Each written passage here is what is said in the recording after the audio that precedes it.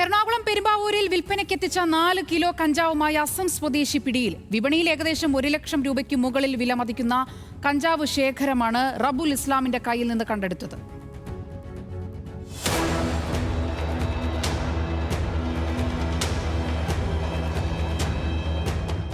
Perumbavoor കുറുപ്പുംപടിയിൽ വിൽപ്പനയ്ക്കെത്തിച്ച 4 kilo കഞ്ചാവാണ് Perumbavoor ASP Hardik മീണയുടെ പ്രത്യേക അന്വേഷണ സംഘം പിടിച്ചെടുത്തത്.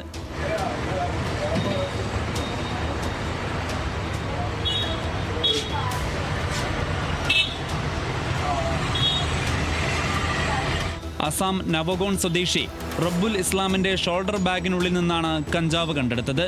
4 പൊതികളിലായി സൂക്ഷിച്ചിരിക്കുകയായിരുന്നു കഞ്ചാവ്. പെരുമ്പാവൂർ പോഞ്ഞാശ്ശേരി ഭാഗത്തു നിന്നും കഞ്ചാവുമായി കുറുപ്പുംപടിയിലെ താമസ സ്ഥലത്തേക്ക് പോകും വഴി ബസ് സ്റ്റോപ്പിൽ നിന്നാണ് റബ്ബുലിനെ പോലീസ് പിടികൂടുന്നത്.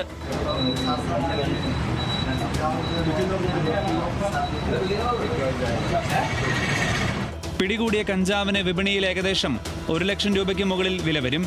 കഴിഞ്ഞ കുറച്ച് ദിവസങ്ങളായി റബ്ബുൽ ഇസ്ലാമിനെ പോലീസിന്റെ പ്രത്യേക ടീം നിരീക്ഷിച്ചു വരികയായിരുന്നു.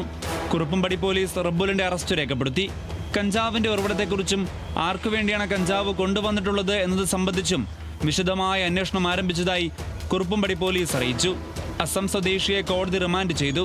കഴിഞ്ഞ കുറച്ച് ദിവസങ്ങളായി പെരുമ്പാവൂരിൽ നിന്ന് വൻതോതിലാണ് ലഹരി വസ്തുക്കൾ പിടികൂടുന്നത്. ന്യൂസ് മലയാളം, കൊച്ചി.